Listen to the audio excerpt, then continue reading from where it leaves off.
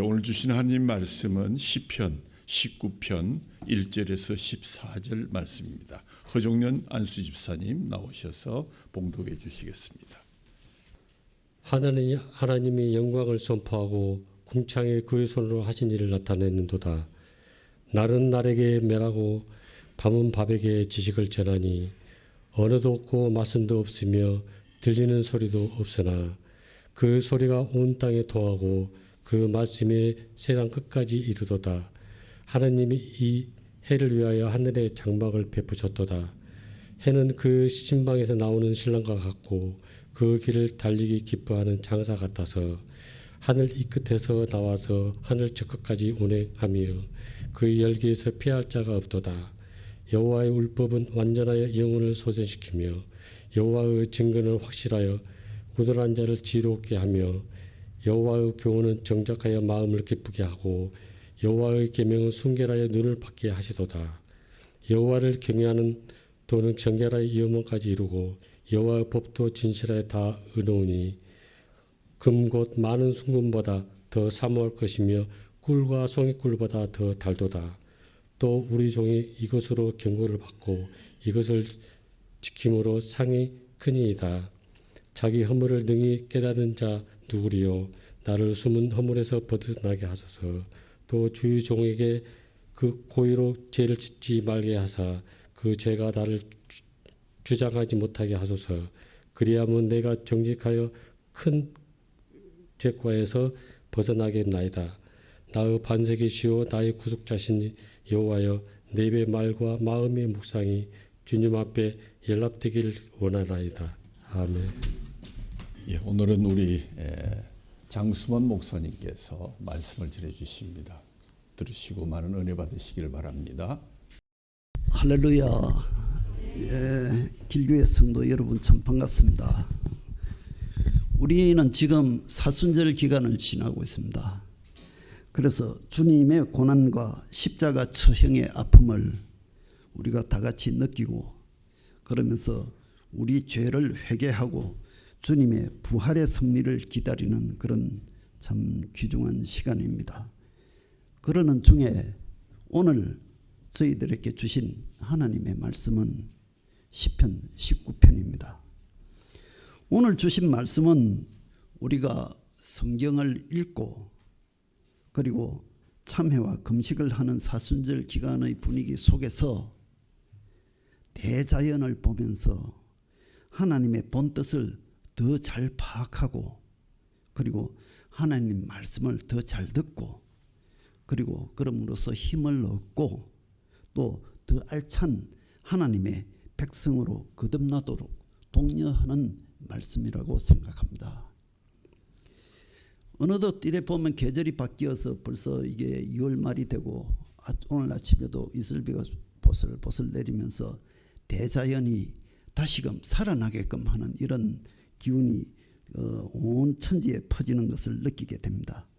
예배당으로 오면서도 보면은 길가에 있는 가로수에 새 웅미트 오르고 나무 덩굴에서도 이 새싹이 조금씩 나오는 이런 것을 보게 됩니다.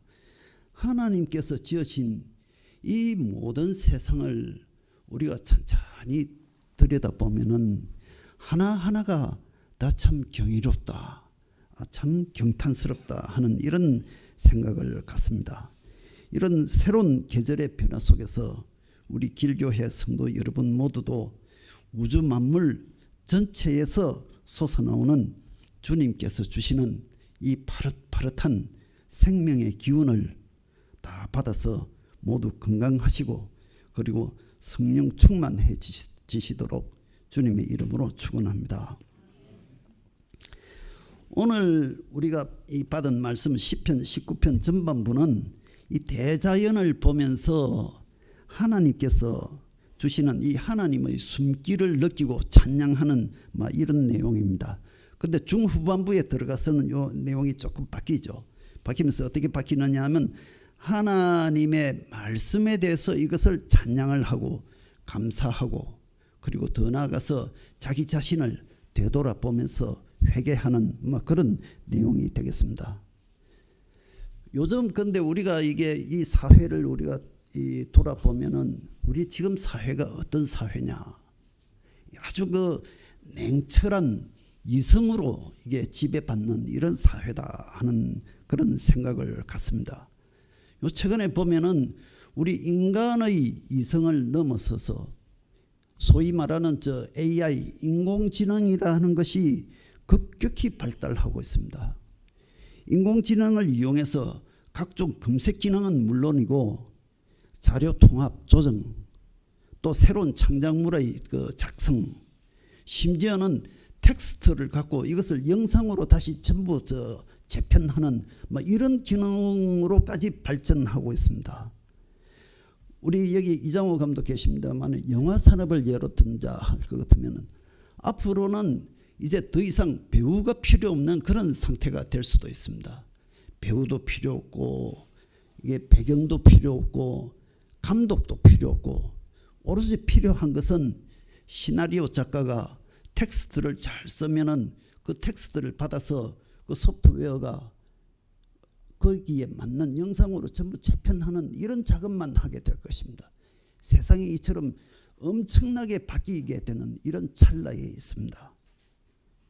그런데 우리가 이처럼 우리 지성이 발달하고 이성이 발달하고 또 그것을 넘어서 기계의 차가운 이성의 시대가 이게 들어간다 할 것 같으면 우리가 참 걱정스러운 것이 그러면은 우리 하나님은 어디에 계실까?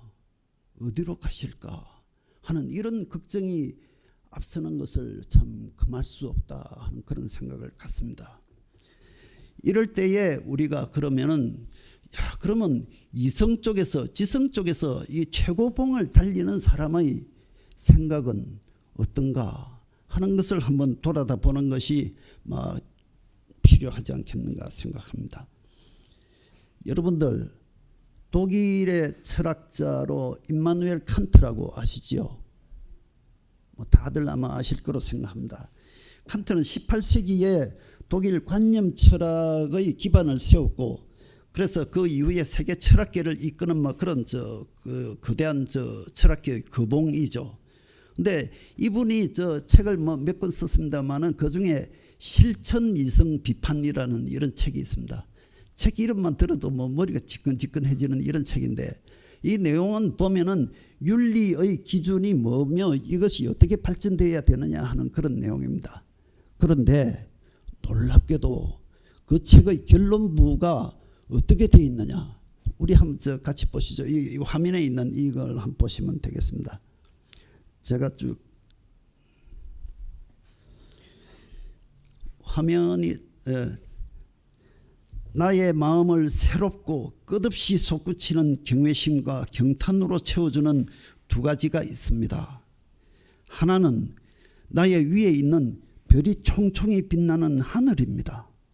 둘은 나의 내면에 있는 도덕법입니다. 나는 이것들을 굳이 찾을 필요가 없습니다. 더욱이 이것들이 어둠 속에 가려져 있거나 수평선 저 너머 초월적인 영역에 있는 것처럼 추측할 필요도 없습니다. 나는 그것들을 단지 내 앞에서 바라보면서 나의 존재의 의식과 즉각 연결시킵니다. 여러분들 어떻습니까? 이 놀라운 말씀이잖아요.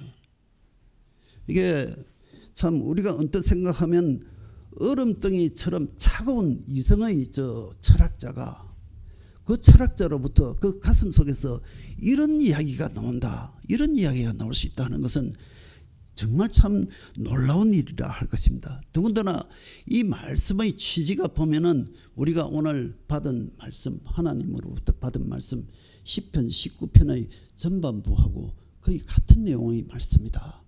이 점에서 보면은 우리 이성이 발달하고 지성이 발달하고 그래서 인간 과학이 발달한다 해서 그 모든 것을 다 덮는 것은 아니겠구나. 그것의 최고봉이라 하는 사람이 이렇게 이야기하는 것을 보면은 하나님의 어떤 숨결 이런 걸 느끼는 이야기를 하는 것을 보면은 우리가 그냥 단순하게 지성, 이성 여기에 파묻힐 것이 아니라 하나님의 말씀을 더군다나 자연으로부터 받아들이는 이런 것이 정말 필요하겠다 하는 그런 생각을 갖습니다. 자, 그런 면에서 우리가 그러면 우리 칸트가 이야기하는 것처럼 먼저 대자연이라는 거, 이 하늘하고 이런 거 포함하는 이 대자연이 뭔가 하는 것을 한번 우리 시편 말씀을 통해서 쭉 한번 보도록 하겠습니다. 칸트가 말하는 것처럼 우리가 하늘에는 참 수많은 별들이 하나님의 영광을 찬미하고 있습니다. 우리가 낮에 하늘을 올려다 볼 것 같으면 파란 하늘이 끝이 없이 어디로까지 뻗어 있는지 우리가 참 알 수가 없죠. 그런데 밤에 하늘을 쳐다보면은, 특히 해변가나 이런 데 나가서 하늘을 쳐다보면은 정말 놀랍습니다. 수많은 별들이 그냥 막 하늘에서 쏟아질 것 같이 막 반짝이고 있죠. 그 중에는 또 별똥별들이 쉥쉥하고 막 떨어져 내리는 것도 있고, 어떤 별들은 천천히 움직이는데 가만히 보면 그건 별이 아니고 인공위성이다 하는 뭐 이런 것도 있고 그렇습니다. 어떻든 이런 하늘을 보면은 우리가 참 놀랍게 되는데, 그 중에서도 이런 별들이 이 별들을 전체 달을 모아서 이 보는 어떤 이 우주 사진을 보면은 우리 화면에 있는 이런 사진이 나옵니다. 이런 사진을 보면은 우리는 정말로 참 경이롭게 짝이 없다 하는 이런 생각을 갖습니다. 우리가 살고 있는 이 지구도 이런데, 이 지구는 우주 우리 화면에 있는 저거는 우주 중에서도 아주 일부인 은하계를 그린 것입니다. 그 안에서도 굉장히 작은 점이 우리 지구인데, 그러면은 우리 이 지구가 이게 눈에 보이지도 않을 정도 같으면 은하계가 저렇게 크고, 그럼 은하계는 또 전체 우주 중에 아주 극소 부분이라 할 것 같으면 우주는 도대체 어디서부터 어디까지 가는 것이냐? 저 많은 별들이 도대체 어떻게 생겼고, 저 별들이 어떻게 저 허공에 매달려가지고 떨어지지도 않고 그대로 붙어 있는지, 어떻게 부딪히지도 않는지 하는 이런 생각들을 할 것 같으면 참 이거는 이게 도대체 내가 알 수가 없다 하는 이런 생각을 합니다. 이런 생각을 쭉 하다가 이게 그러면 우리 우리 인간의 뛰어난 이 과학 기술이 이것을 다 설명해 줄 수 있을까? 이래 보면 또 그렇지도 못해요. 과학 기술계에서도 이것을 여기서 나는 여러 현상들을 다 설명하지 못하고 그냥 손을 들어 봅니다. 손을 드는데 그 중에서도 대표적인 이런 것들을 보고 참 우리가 그럼 이게 도대체 이게 어떻게 답을 찾을까 하는 이런 생각을 하다가 우리가 문득 성경을 보면은 답 같은 게 나와요. 답이 나오는데 이 거꾸로 가는 게 답이 나오는데, 우리가 성경 중에 욥기를 한번 살펴보시면은 참 놀라운 말씀이 나옵니다. 욥기 26장의 7절 8절을 보시면은 우리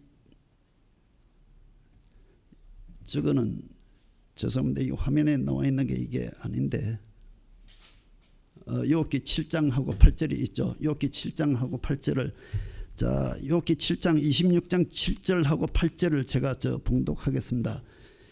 그는 북쪽을 허공에 펴시며 땅을 아무것도 없는 곳에 매다시며 물을 빽빽한 구름에 싸시나 그 밑에 구름이 찢어지지 아니하느니라. 아멘. 이거 참 이 말씀이 말입니다. 이게 찬찬히 들여다보면 굉장히 놀라운 이야기입니다. 이게 뭐냐 하면은 하나님께서 우주 만물을 창조하실 적에 지구나 다른 별들을 허공에 매달아 두었다라고 이렇게 이야기하고 있습니다. 매달아 두었다라고 하는 것은 요즘 말로 할 것 같으면, 요즘 물리학에서 이야기하는 방식으로 이야기할 것 같으면 만유인력에 의해서 각 별들이 제자리를 찾게끔 하고 있다라는 이 말씀입니다. 다만 요즘은 우리가 만유인력이라 해서 이해를 하지만은 이게 성경에 쓰여질 때는 만유인력이란 말을 하면 알아듣질 못하죠. 그래서 하나님께서 알아들을 수 있는 말로 이렇게 하늘에 내가 별들을 메어 두었다라고 이렇게 이야기합니다. 이 말씀. 그다음 또 28절에 보면은 물을 빽빽한 구름에 사시나 하는 것, 이것은 수증기가 하늘로 올라가서 구름 속에 갇혔다가 나중에 비가 돼서 내려오는 이 과정을 설명하는 이 말씀입니다. 이 말씀이나 우리가 나중에 여러분들 욥기를 보시면은 38장에 가면은 하나님께서 욥에게 직접 말씀하시는 이 부분이 나옵니다. 거기 보면은 내가 북극성을 어떻게 하고 묘성을 어떻게 하고 우주 전체의 그 움직이는 진리의 일단을 이야기합니다. 근데 다만 듣는 사람이 다 이해를 못하니까 알아들을 수 있는 수준에서 굉장히 개략적으로 이야기한 것입니다.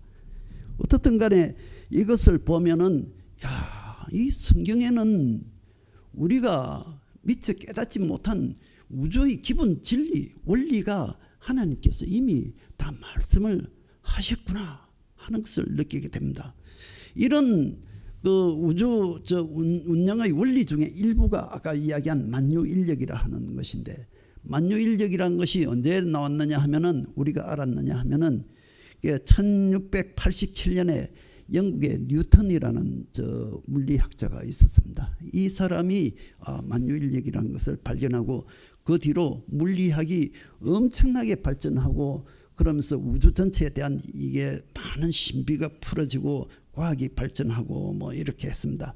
그런데 참 놀라운 것은 이런 만유인력의 법칙이 밝혀지고 과학이 발전하면서 어떻게 됐느냐 하면은 하나님을 부인하는 이런 세태로 발전되었다라는 것입니다. 왜 그렇느냐?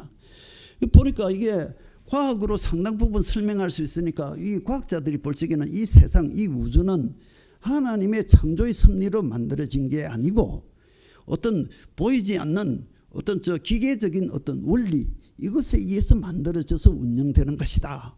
뭐 이렇게 하다 보니까 그때 함께 같이 나온 여러 가지 인문주의, 계몽주의 사상 이런 것하고 함께 어우러져 갖고 어떻게 됐느냐? 하나님은 그러면 없구나. 하나님은 죽었다 하는 이런 말까지 나오게 된 것이죠.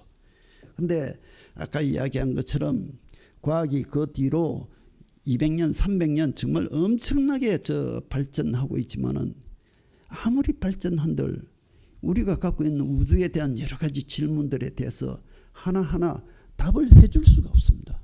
답을 해줄 수가 없어요. 그래서 우리 여러분들 아인슈타인 다 아시죠? 아인슈타인 하면 우리 금세기 우리 물리학 또 이 전체 과학계의 최고봉이라 할 그런 분이죠. 이 아인슈타인이 우주를 연구하다가 탄식을 합니다. 무슨 탄식을 하느냐면 제가 말씀드리니까 잘 들어보십시오. 하나님은 우주를 우연에 맡겨두지 않는다. 나는 아인슈타인은 질서와 조화, 아름다움과 단순함 그리고 고상함의 신을 믿는다. 나는 스피노자의 신을 믿는다. 왜냐하면 이 우주는 너무나 아름답기 때문이다. 이건 참 대단한 말이죠. 이게 마치 이게 우주가 자기가 아무리 연구해도 풀지 못하는 문제가 너무 많으니까 이 우주는 우리 인간의 차원을 넘어서서 이런 어떤 신적인 존재가 전부 만들어서 운영하는 것이구나 하는 것을 고백하는 그런 말이죠. 그런데 다만 우리가 주의할 것은 이 아인슈타인은 우리 기독교도가 아닙니다. 아인슈타인은 유대인으로 태어났지만은 그렇다고 해서 유대교도도 아닙니다. 이 사람은 무신론자입니다. 무신론자이지만은 금방 이야기한 것처럼 어떤 이 우주에는 어떤 이 우주 전체가 어떤 신이다 하는 이 범신론적인 이런 생각을 갖고 있습니다. 그렇지만은 우리가 볼 적에는 이 범신론은 일부에 불과하고 이 성경 말씀처럼 이 우주는 하나님의 창조 원리에 의해서 만들어져 갖고 운영되는 것이다. 그렇게 보고 이해하고 정리하는 것이 가장 완벽한 답이다라는 것을 저는 믿습니다. 사랑하는 우리 길교회 성도 여러분, 자연 세계는 이런 우주처럼 이렇게 큰 것만 있는 것이 아닙니다. 우리 눈앞에 보이는 작은 세계도 많이 있습니다. 우리 눈앞에 보이는 참 오늘처럼 이렇게 보슬비가 내리거나 이러면 햇빛이 쨍쨍 나오면 바로 무지개가 쫙 펼쳐지거나 또 그 나무 덩굴에서 새들이 지저귀거나 꽃이 피거나 하는 이런 것들 보면은 우리 마음속에서 스스로 야, 참 멋지다, 아름답다 하는 이런 생각이 저절로 나오게 되죠. 그러면서 우리가 야, 정말 멋지네 하는 이런 경탄을 하는 것은 다시 이야기하면 그것을 만든 것 뒤에 있는 분을 우리가 찬미하고 찬양하는 것이라 하죠. 이런 것들 다 만든 게 누굽니까? 그게 하나님이잖아요. 우리가 자연을 보고 참 아름답구나 하는 것은 우리가 스스로 하나님을 찬양하고 찬미하는 것이다, 이렇게 볼 수 있습니다. 그렇기 때문에 세상에는 이게 세상에 모든 있는 살아있는 것들, 이런 아름다운 것들이 그 자체로 아름답고 하니까 그것을 보고 우리 사람도 그렇고 동물도 그렇고 식물들도 그렇고 그 아름다움을 다 찬미하고 찬양하고 노래합니다. 만약에 살아있는 것들이 찬미하고 찬양하고 노래하지 않을 것 같으면은 우리 예수님께서 말씀하신 것처럼 저 죽어있는 돌들이 일어나서 노래할 것이다 라고 이렇게 하는 것을 저는 믿습니다. 우리 이 길교회 성도 여러분, 또 우리 눈에는 사실 보이지 않지만 이 세상은 이 큰 거시세계, 또 우리 눈에 보이는 세계 이거 말고도 안 보이는 아주 작은 세계가 있습니다. 이 작은 세계가 이 미시세계인데, 미시세계라 할 수 있죠. 우리가 거시세계 우주로 나갈 것 같으면 우리는 하나씩 작아지지만 우리가 미시세계로 일단 들어가면 우리는 엄청난 거인이 될 수 있죠. 그죠? 근데 이 미시세계에 대한 이야기는 참으로 참 신기하기 짝이 없습니다. 거시세계하고는 전혀 다른 원리가 작동됩니다. 이 미시세계에 대해서는 연구가 20세기 초반부터 굉장히 발전하면서 그 전에 있던 이게 거시물리학하고는 전혀 다른 소위 이야기하는 양자물리학이라는 개념이 이게 발전하면서 지금은 완전히 정착을 하고 있습니다. 양자물리학으로 볼 것 같으면 이 세상은 정말로 참 특이합니다. 우리가 소위 이야기하는 입자라 하는 것이 어떤 경우에는 특히 빛의 경우에 입자라 했다가 이 빛이 파동으로 바뀌고 합니다. 입자이면서 동시에 파동이 되고 하는 거.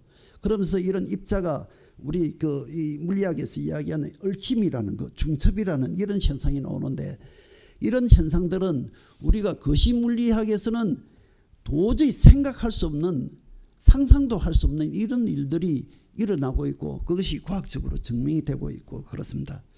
이것이 무엇을 뜻하느냐 하는 그 의미를 아는 게 중요합니다.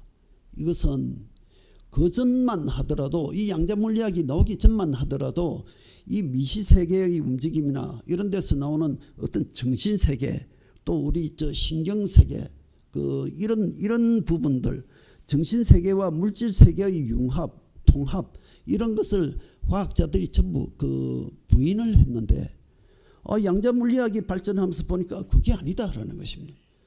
이 정신세계하고 물질세계가 서로 융합이 되면서 같이 움직이는구나.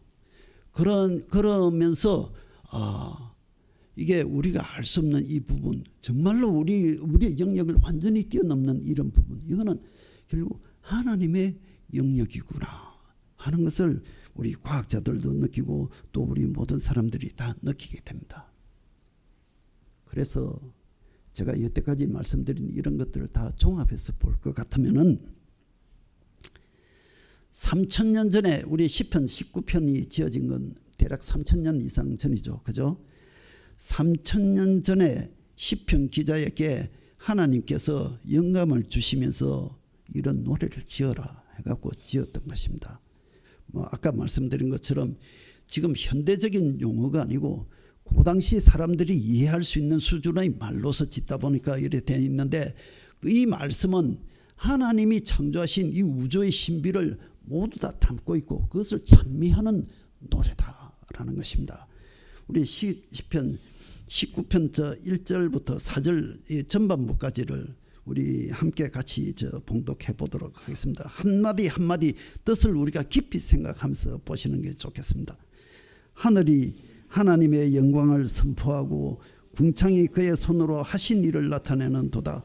날은 날에게 말하고 밤은 밤에게 지식을 전하니 언어도 없고 말씀도 없으며 들리는 소리도 없으나 그의 소리가 온 땅에 통하고 그의 말씀이 세상 끝까지 이르도다. 아멘. 아멘. 아멘. 성도 여러분, 우리도 하나님께서 만드신 이 넓은 우주, 하늘, 땅, 바다, 그리고 그 위에 있는 온갖 산 것과 뭐 죽은 것들, 이 모든 것들을 통해서 하나님께서 이게 담겨 놓으신 그 참 절묘한 창조의 조화, 이걸 느끼고 우리가 이 시편 기자처럼 우리도 함께 하나님을 찬양하지 않을 수 없다고 생각합니다. 자연의 웅대함과 그 안에 스며 있는 기막힌 조화, 그리고 그 안에 들어있는 생명의 의지, 그리고 하나님의 사랑, 이런 것들이 우리가 알 수 있는 것이라고 생각합니다. 근데 참 안타깝게도 모든 사람들이 다 우리 그 크리스찬처럼 그렇게 생각하지는 않는 것 같습니다. 이 하나님 만드신 이 아름다운 우주를 보고도 뭐 그게 뭔데? 그래서 뭐 심지어는 더 나아가면 하나님이 어디 있노? 하는 이런 말까지 하고 있습니다. 그래서 이런 무지막지한 사람들을 우리 성경은 굉장히 야단을 칩니다. 우리 로마서 그 1장 18절하고 20절에 그 말씀이 있습니다.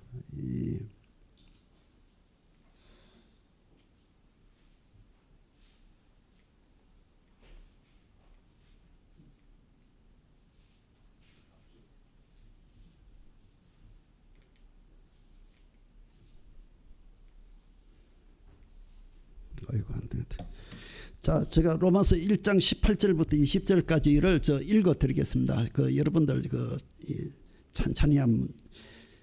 하나님의 진노가 불의로 진리를 막는 사람들의 모든 경건하지 않음과 불의에 대하여 하늘로부터 나타나나니 이는 하나님을 알만한 것이 그들 속에 보임이라. 하나님께서 이를 그들에게 보이셨느니라. 창세로부터 그의 보이지 아니하는 것들 곧 그의 영원하신 능력과 신성이 그가 만드신 만물에 분명히 보여 알려졌나니 그러므로 그들이 핑계하지 못할지니라. 아멘. 이 무슨 말씀이죠? 이게 천지 만물의 오묘한 조화를 보고도 하나님이 어디 있노 하는 이런 사람들에게 그런 사람들에게는 하나님의 진노, 즉 하나님의 징계가 반드시 따를 것이다 라고 이렇게 이야기하는 겁니다. 만약에 징계를 받을 적에 이 사람들이 나에게 하나님께서 언제 그런 말씀하셨어요 하고 이렇게 대들면 이 하는 말이 내가 다 보여주지 않았느냐, 보여줬는데도 왜 모른 척하느냐, 핑계 대지 마라 하는 이 말씀입니다. 이거 굉장히 무서운 말씀입니다. 그죠? 근데 우리 길교의 성도 여러분들은 이런 무지막지한 사람들하고 달리 천지 만물의 오묘한 조화를 보고 그 속에 숨겨져 있는 하나님의 생명과 사랑의 뜻을 오롯이 읽어내고 그리고 이를 찬양하는 복된 하나님의 백성들 다 되시기를 주님의 이름으로 축원합니다. 자, 그 다음에 보면은 시편 10편의 7절부터 11절까지는 이 말씀으로 나타내는 하나님의 뜻을 보여주고 있습니다. 이 하나님이 자연으로 모든 뜻을 나타내지만 그것을 읽지 못하는 사람이 많으니까 하나님이 답답해서 이제는 선지자를 통해서 말씀을 주시고 또 이적을 통해서 하나님의 뜻을 나타내신 것입니다. 이것을 통틀어서 이것을 율법이라고도 하고 증거라고도 하고 교훈이라고도 하고 계명이라고도 하고 경외라고도 하고 법도라고도 하고 이렇게 이야기합니다. 어떻든 이것들은 우리 영혼을 소성시키고 우리를 지혜롭게 하고 마음을 기쁘게 하고 눈을 밝게 하고 의롭게 합니다. 그렇기 때문에 이 말씀을 우리 시인은 말합니다. 내가 금보다도 더 사모한다. 말씀에 대해서. 그리고 이 말씀이 꿀보다도 더 달고 맛있구나 하고 이렇게 참 찬미하고 있습니다. 그런데 참 안타깝습니다. 이런 말씀, 이처럼 확실한 말씀을 주셨는데도 불구하고 그 말씀조차도 제대로 알아듣지 못하는 사람이 너무 많으니까 하나님께서 답답해서 결국 마지막에 말씀의 완결판으로 주신 것이 무엇이죠? 예수 그리스도죠. 그죠? 예수 그리스도를 우리에게 보내주셨습니다. 자, 우리 다행스럽게도 우리 길교회 성도 여러분들은 예수 그리스도를 믿어서 하나님의 뜻을 알고 따르는 큰 은혜를 입은 것으로 알고 믿고 있습니다. 자, 마지막으로 보면은 시편 19편의 12절 14절에서는 하나님의 자연 계시, 그다음에 말씀의 그 계시를 접하고 난 뒤에 하나님 백성이 어떻게 되느냐 하는 것을 그리고 있습니다. 시인이 또 보니까 이 하나님 말씀을 이렇게 묵상하고 보니까 그러다가 그게 자연 계시에 나타나는 그 참 찬란함, 그걸 보고 경탄하고 또 말씀의 저 꿀 같은 단맛 이런 걸 느끼다가 자기를 돌아본단 말입니다. 나는 어떠냐 하고 보니까 이게 이거 참 이게 창피하기 짝이 없단 말입니다. 하나님의 영광하고 비교해서는 도무지 자기가 너무 초라해갖고 나는 뭐냐 하고 자기를 질타하는 이런 이야기입니다. 그래서 울부짖습니다. 그래서 하는 말이 많은 죄악의 허물에서 나를 벗어나게 해주소서, 그리고 더 이상 고의로 죄를 짓지 않게 잡아주소서 하고 소리칩니다. 그러다가 마침내 시인은 소리칩니다. 하나님은 나의 반석이요 구속자이십니다. 저의 모든 은행이 하나님 보시기에 용납될 수 있도록 잡아주소서. 이 시인의 기도는 우리 모두의 기도라 하겠습니다. 기도하겠습니다. 아버지 하나님, 우리 오늘 모두 하나님께서 저희들에게 주신 시편 19편의 말씀처럼 대자연을 통해서 하나님의 뜻을 바로 알고 성경을 통해서 하나님의 말씀을 귀하게 여기고 맛있게 받아먹게 하소서. 하나님께서 지으신 이 모든 것을 바로 보고 말씀을 바로 듣고 마음으로 느끼고 그리고 하나님의 뜻에 맞게 생명을 존중하고 서로 사랑하고 하나님을 찬양하며 살아가는 복된 성도들의 길을 걷도록 지켜주시옵소서. 예수님의 이름으로 기도드립니다. 아멘.